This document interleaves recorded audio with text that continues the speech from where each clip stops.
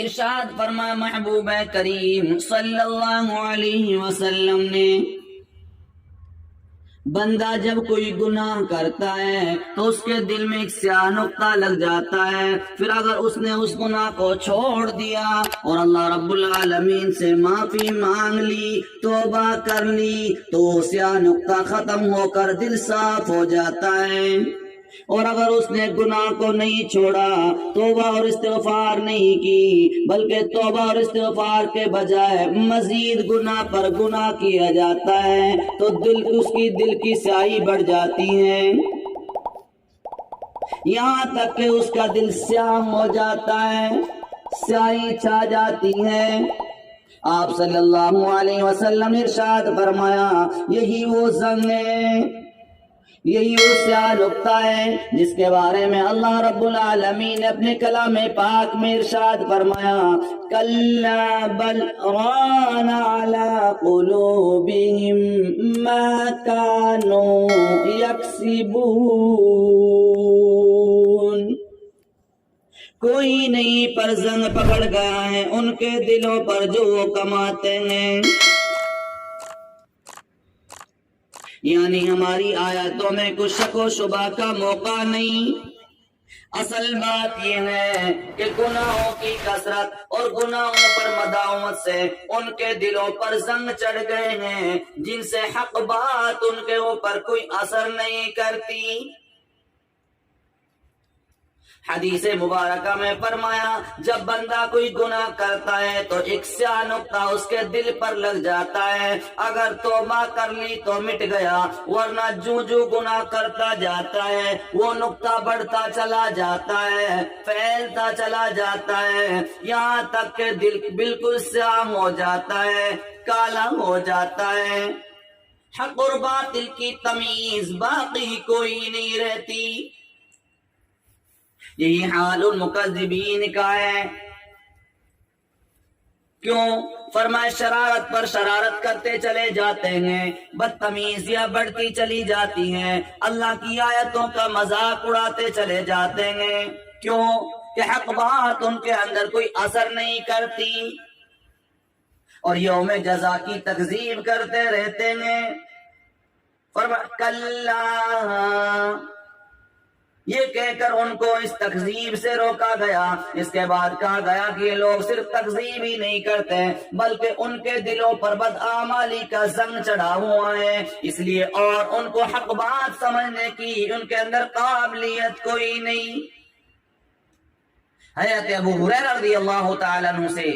روایت ہے کہ محبوب کریم صلی اللہ علیہ وسلم نے ارشاد فرمایا کہ مومن جب گناہ کرتا ہے تو اس کے دل میں سیاہ نقطہ لگ جاتا ہے، سیاہ نقطہ پیدا ہو جاتا ہے، پھر اگر وہ توبہ کر لیتا ہے، ڈر جاتا ہے، عاجزی کر لیتا ہے، انکساری ظاہر کرتا ہے، اپنے پروردگار کے سامنے توبہ کرتا ہے، استغفار کرتا ہے، تو دل سے گناہ کا نقطہ دور ہو جاتا ہے۔ لیکن اگر گناہ میں زیادتی کرتا ہے، نقطہ بڑھتا چلا جاتا ہے، یہاں تک کہ اس کے دل پر چھا جاتا ہے۔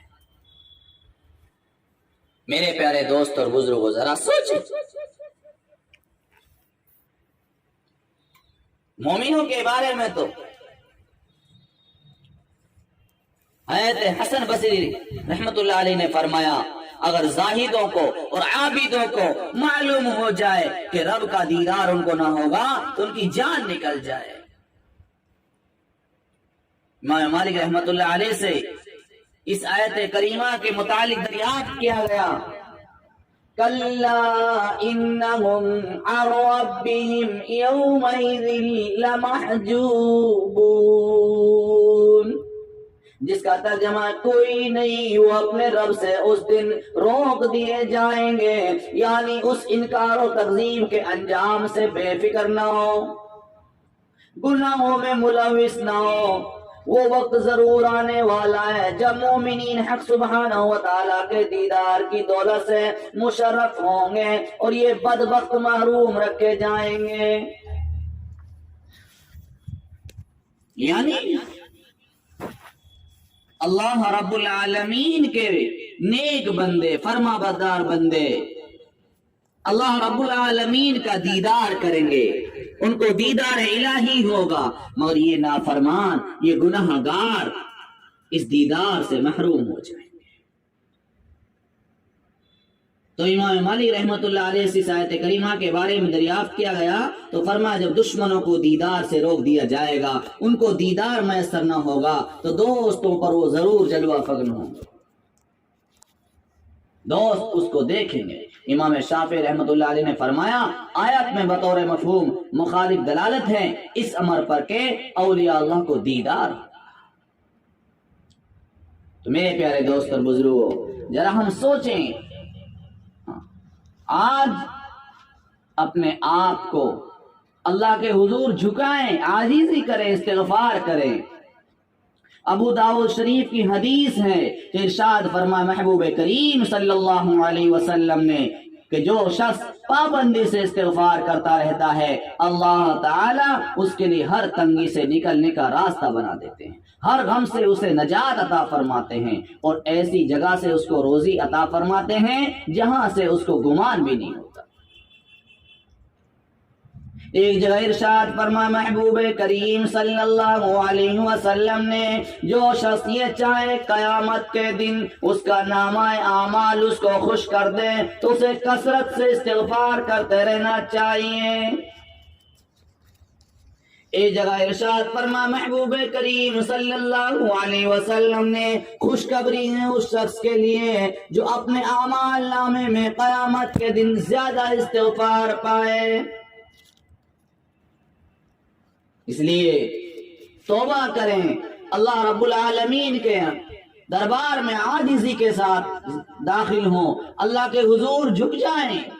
ذرا سوچیں، حضرت ابو ذر رضی اللہ عنہ فرماتے ہیں کہ محبوب کریم صلی اللہ علیہ وسلم نے ارشاد فرمایا، اللہ تعالیٰ فرماتے ہیں میرے بندو تم میں سے ہر شخص گناہگار ہے سوائے اس کے جسے میں بچا لوں، لہذا مجھ سے معافی مانگو، مغفرت مانگو، میں تمہاری مغفرت کر دوں گا۔ اور جو شخص یہ جانتے ہوئے کہ میں معاف کرنے پر قادر ہوں مجھ سے معافی مانگتا ہے میں اس کو معاف کر دیتا ہوں۔ اور تم سب گمراہ ہو سوائے اس کے جسے میں ہدایت دوں، لہذا مجھ سے ہدایت مانگو، میں تمہیں ہدایت دوں گا۔ اور تم سب فقیر ہو سوائے اس کے جسے میں غنی کر دوں، لہذا مجھ سے مانگو، میں تم کو روزی دوں۔ اگر تمہارے زندہ مردہ اگلے پچھلے نباتات اور جمادات بھی انسان بن کر جمع ہو جائیں، پھر یہ سارے اس شخص کی طرح ہو جائیں جو سب سے زیادہ اللہ تعالیٰ سے ڈرنے والا ہو، تو یہ بات میری بادشاہی میں مچھر کے پر کے برابر بھی زیادتی نہیں کر سکتی۔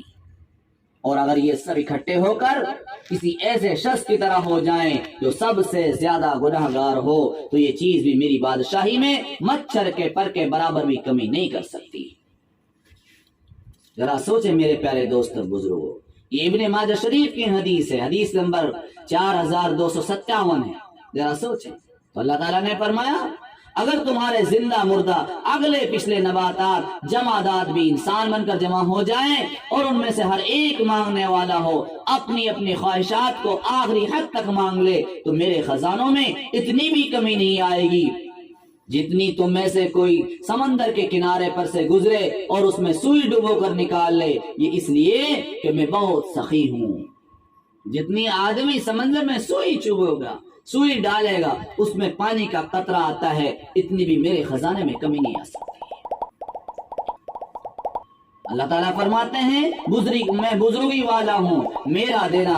صرف کہہ دینا ہے، میں جب کسی چیز کا ارادہ کرتا ہوں تو اس چیز کو کہہ دیتا ہوں کہ ہو جا، وہ ہو جاتی ہے۔ میرے پیارے دوست اور بزرگوں، حضرت عبادہ ابن صامت رضی اللہ عنہ سے روایت ہے کہ میں نے آپ صلی اللہ علیہ وسلم کو ارشاد فرماتے ہوئے سنا، جو شخص مومن مردوں اور مومن عورتوں کے لیے استغفار کرے اللہ تعالیٰ اس کے لیے ہر مومن مرد اور ہر مومن عورت کے بدلے ایک نیکی لکھ دیتے ہیں۔ اللہ پاک ہم سب کو زیادہ سے زیادہ توبہ اور استغفار کرنے کے لیے قبول فرمائیں، ہر طرح کے گناہ سے اللہ پاک ہم سب کی حفاظت فرمائیں۔ اللہ پاک ہم سب کو جب تک زندگی دے ایمان والی زندگی نصیب فرمائے اور خاتمہ ہمارا ایمان بالخیر فرمائے۔